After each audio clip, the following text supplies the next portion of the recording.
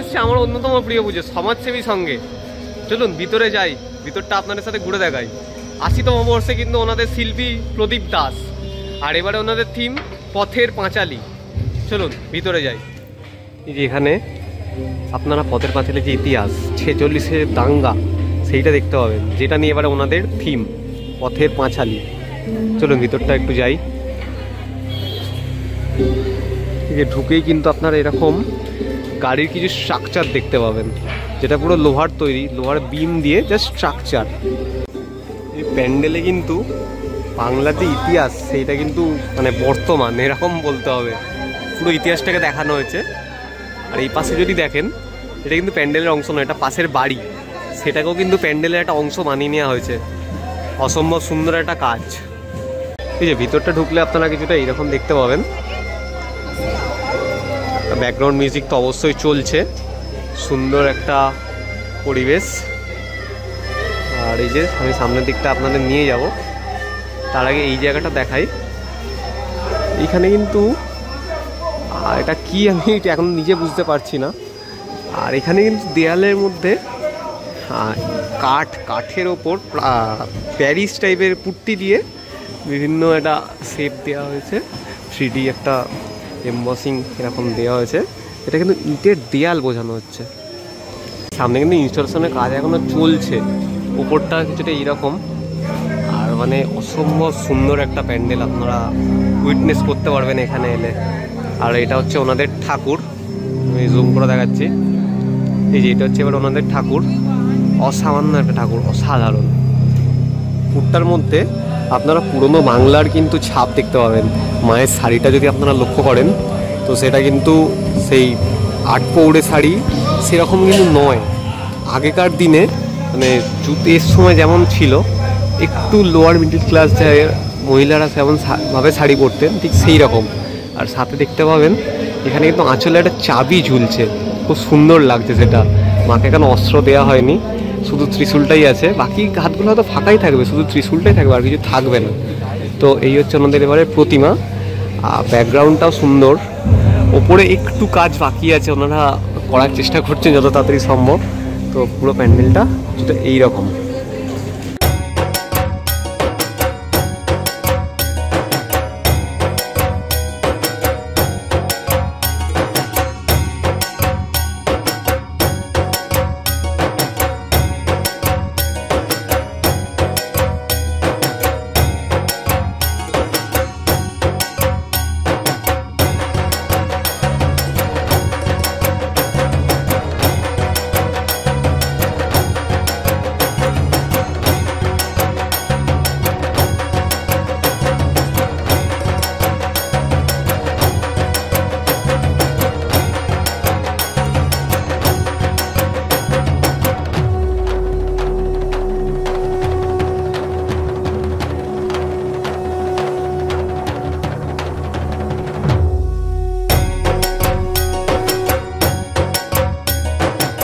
ঘুরে দেখালাম আপনাদের সমাজসেবী সংঘের পূজা মণ্ডপ।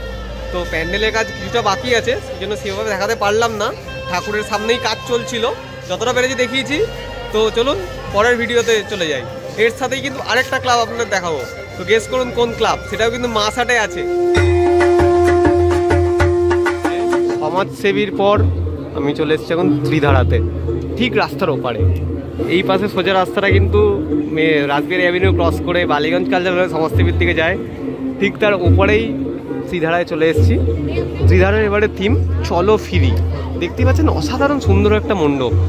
চলুন ভিতরের দিকে একটু যাই, ভিতরটা আপনাদের দেখাই। অসম্ভব সুন্দর একটা কাজ হয়েছে। আর ব্যাকগ্রাউন্ড মিউজিকের জন্য জানি না কতটা আমার আওয়াজ আসছে, চেষ্টা করছি জোরে জোরে বলার। এই যে প্যান্ডেলে ঢুকেই আপনারা মণ্ডপের ঠিক ডান দিকে দেখতে পাবেন একটা শিব মূর্তি, আর শিব তাণ্ডব চলছে। দারুণ একটা ফিল। বৃষ্টিও পড়ছে হালকা হালকা, আপনারা নিচে দেখুন এখানে পুরো ভিজে। বৃষ্টি কিন্তু চলছে, এপাশ থেকে ঝর্ণারও জল পড়ছে। আর এই ঝর্ণাটা কিন্তু আসল, মানে কোনো প্রজেকশন নয়, এটা আসল ঝর্ণা। তো একটা দারুণ ফিল আছে। শিব তাণ্ডব চলছে, বৃষ্টি হচ্ছে। তো এই হচ্ছে ওনাদের প্রতিমা এবছরের। প্রচণ্ড ভিড়, সেই জন্য আমি ভালোভাবে দেখাতে পারছি না। আমি চাচ্ছি সামনে কিছুটা গিয়ে তারপর আপনাদের আরও ভালো করে দেখাচ্ছি। এই যে এখন যে ফ্রেমটা আপনাদের তুলে ধরছি, এখানে মণ্ডপ, প্রতিমা, আর এখানে ঠিক ঝর্ণার জলটা হচ্ছে। অসম্ভব সুন্দর একটা লাগছে। আর মাথার উপরে কিন্তু আমার বৃষ্টি পড়ছে, আর তার সামনেই মায়ের মূর্তি, অসম্ভব সুন্দর একটা মূর্তি। আর প্যান্ডেলটাও কিন্তু খুব সুন্দর। চলুন বাইরের দিকে যাই, এত ভিড় মানে ভিডিও করা যাচ্ছে না ঠিক মতো করে, তো এতটুকুই দেখাতে পারলাম আপনাদের। আর একটু সামনে জায়গা পেয়েছি, এটা দেখিয়ে দিই। এই যে প্যান্ডেলটা কিছুটা এইরকম পাহাড়ের যে সেইটাই দেখানো হয়েছে এখানে। ত্রিধারার প্যান্ডেল এসে যে জিনিসটা ভালো লাগলো, মণ্ডপ তৈরির জন্য কিন্তু এখানে গাছটাকে কেটে দেওয়া হয়নি, বরং সেই গাছটাকে সুন্দর করে ব্যবহার করে মণ্ডপটাকে ফুটিয়ে তোলা হয়েছে আরও সুন্দর করে। খুব সুন্দর একটা মণ্ডপ। এবারে দুর্গাপুজো সাউথ কলকাতায় ত্রিধারা সকলেই ভিজিট করেন, আমি আরও রিকোয়েস্ট করবো মাস্ট ভিজিট এই প্যান্ডেলটা।